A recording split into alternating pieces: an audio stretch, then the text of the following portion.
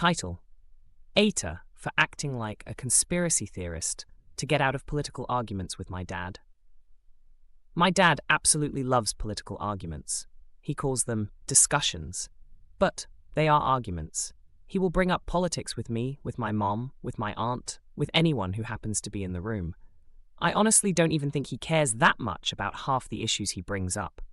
It feels like he just wants to poke people until someone takes the bait so he can have a big, dramatic debate. I've tried to just opt out. I've told him I don't want to talk about politics. I've gone quiet. I've changed the subject. Every time he gets upset and accuses me of not participating in the family dynamic or never talking to him. Meanwhile, these conversations always end with someone storming off, someone in tears, or everyone just sitting there in tense silence. I don't want to be part of that, and I also don't want to watch him do it to other family members. So I started looking for a way to redirect him without it turning into a whole thing.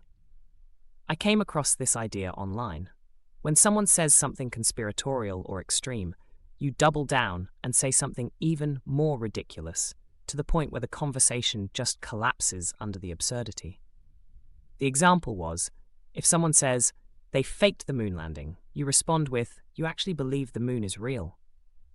After one especially bad week, where I got sucked into multiple political arguments and ended up upset and exhausted, I decided to try it. The first time was when my dad saw something on TV about climate change. He launched into this rant about how the Chinese government supposedly partnered with Obama to invent climate change as a hoax. I could feel the familiar dread building, because I knew exactly where this was going. He'd say something inflammatory. I'd try to respond calmly. He'd escalate, and we'd both end up angry.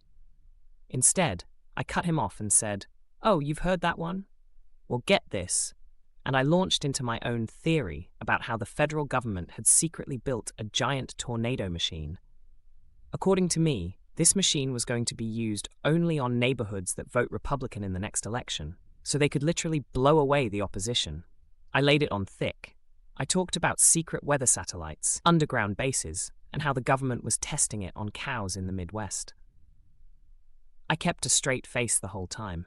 My dad just stared at me. He looked completely stunned, then kind of offended, then just confused. Finally, he said something like, "That's the stupidest thing I've ever heard," and he dropped the subject. He didn't pivot to another political topic. He just stopped. It was glorious. After that, I started using this strategy whenever he tried to drag me into a political argument. If he brought up some wild theory about voter fraud, I'd respond with something about how the ballots were actually being eaten by genetically modified pigeons trained by the CIA. If he started in on some culture war thing, I'd counter with a story about how the government was secretly replacing all the stop signs with mind control devices. The key was to sound just serious enough that he couldn't tell if I was joking, but ridiculous enough that he didn't want to engage. It worked. I went an entire month without a single real political argument with him. The mood in the house was noticeably calmer. I was less anxious around him, and even my mom seemed more relaxed. Then Christmas happened. We had family over for dinner, including my aunt and her wife. They're both very feminist and very pro-choice, and my dad knows this. He also knows that this is a sensitive topic for them. Despite that, he clearly came into the evening with a plan. Right before we started eating, he stood up with his glass and said he wanted to make a toast. Everyone got quiet. Then he raised his glass and said something along the lines of, "Here's to the death of Planned Parenthood." For context, my dad is actually pro-choice. He has said multiple times that he doesn't really care about the issue personally and doesn't think the government should be involved. So this wasn't about his beliefs. It felt like he was just trying to light a match and toss it into a room full of gasoline for his own entertainment. I could see my aunt's face immediately tighten. My mom looked horrified. I knew exactly where this was going to go if I didn't intervene. A huge blow-up, people leaving early, and a ruined holiday. So I jumped in. I said, "Oh, thank God you mentioned Planned Parenthood. I just learned the wildest thing about them." Everyone turned to look at me, including my dad. Then I launched into it. I said that Planned Parenthood doesn't actually perform abortions at all, because it's physically impossible. Instead, according to my research, What they really do is remove entire uteruses and replace them with dog uteruses. I went into absurd detail about how this was supposedly part of a secret program to create a generation of super citizens who would be more loyal and obedient because they'd technically be part dog. The table went dead silent. My aunt looked completely thrown off.